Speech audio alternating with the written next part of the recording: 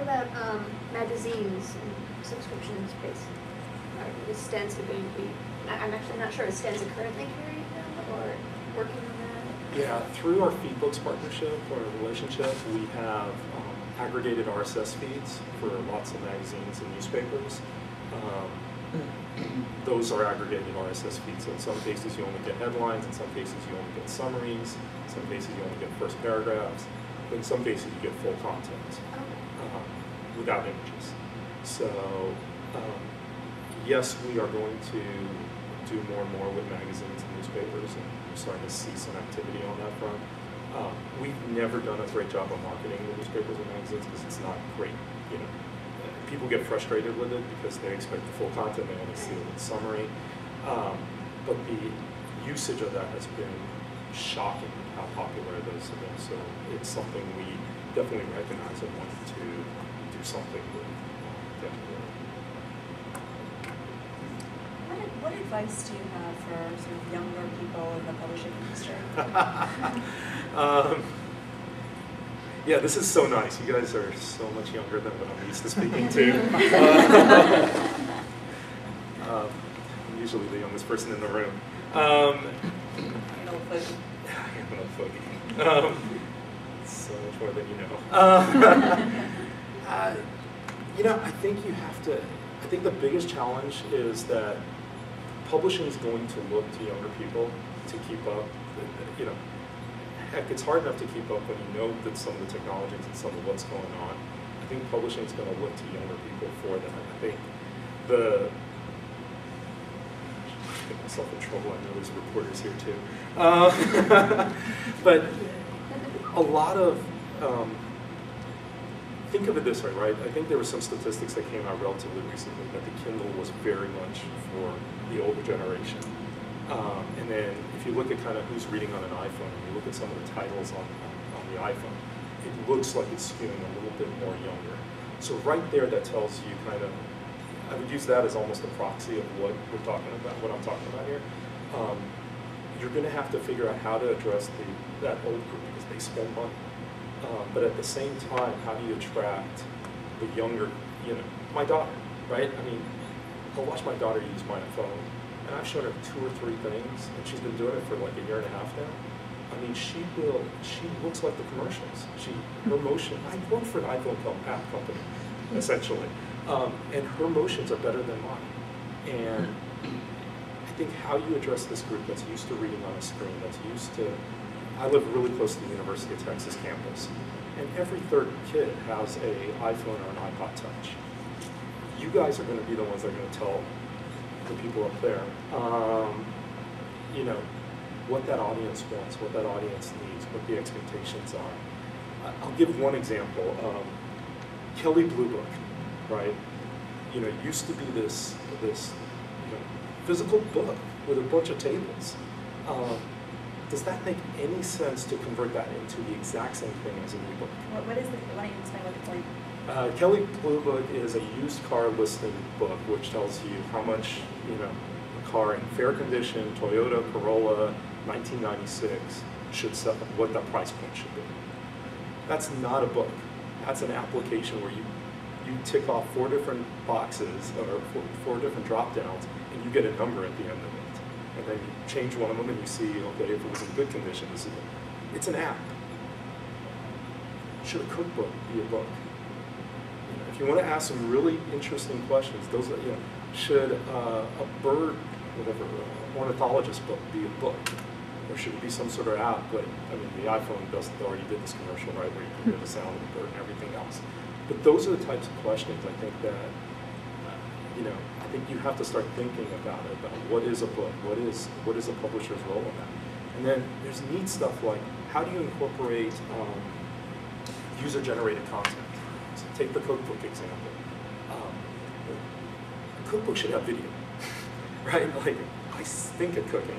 And I don't know, you know, what does whisking mean? How fast do I, what did, you know, we went to the internet to figure out how to swaddle my kid when you know, he was born, and found a video on YouTube, and okay, all right, got that. A lot of this stuff can be user-generated content. With the concept of voting, And talk to her about this. She's rocks at this stuff. You know, with the concept of voting, all of a sudden now, you know, you can get really good video, right? That people say is the best video for showing you how to whisk something. How do you marry those two? This is, I think, going to fall on people under the age of 35, not the gray hairs upstairs. As to how, sorry, as to how to, as to how this is all going to play out. And I think this is, you know, this is where your competitive advantage is. So I would think about taking advantage of that competitive advantage. We have in Austin, we have you know, everyone hears about how bad publishing is doing right? And all the layoffs and, you know, the Black Wednesdays and the Black Fridays and all this other stuff. And there's a publishing company in Austin called Greenleaf Books. They have 300 titles. It's a tiny little company. 4 of them are New York Times bestsellers. They focused on 2 areas. They've got this formula, and they just keep pounding the button. And as long as they keep Clint away from kind of getting too crazy, Greenleaf, the man who created Bambino balls as a line of children's clothing while he's running the publishing company. But as long as they keep him away from getting too crazy and follow that formula, they've got something going on there. And I think there's opportunities for lots and lots of success. And I would guess I've never met a person in that company that's probably more than 2 years older than me. Most of them are in their 20s. So I think there's going to be lots and lots of neat opportunities that are going to present themselves within all this chaos. Formerly of Greenleaf Booker. But, that's right. No, I was just going to say, like, that brings up an interesting point. Like, so much of publishing has historically been centralized in New York.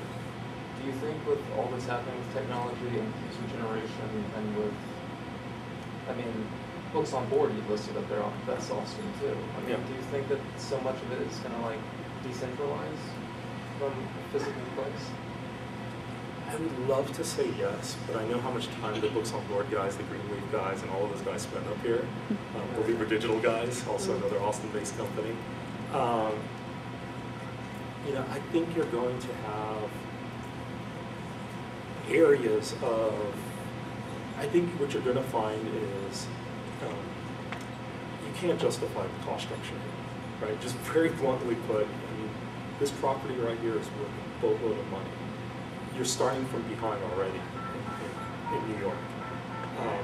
You've got to balance that with you have the connections to all of the people. So I think there's going to be a rationalization. The rationalization's happening, right? All the layoffs, all of that stuff that's happening is happening. I think you're going to see more of that. But you know, the cost structure in Austin, what I've been told is that people in publishing don't make great salaries. In Austin, those salaries look a lot prettier than they do in New York. So for many, many different aspects, there is going to be, I think, there are economic drivers to push things outside of New York, outside of London.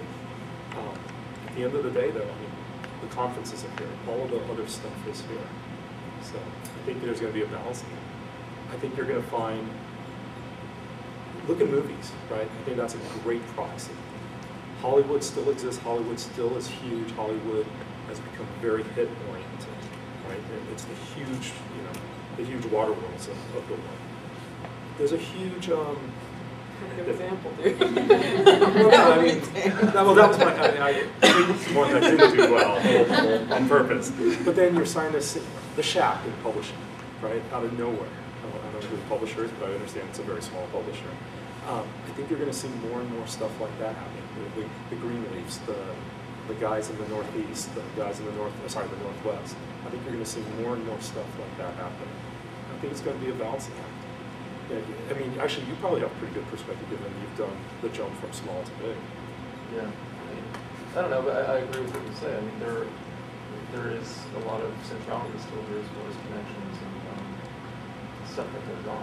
You know, I kind of came up here for the same reason that you came up for TOC, you know, for the same reason you came up for DPA. So.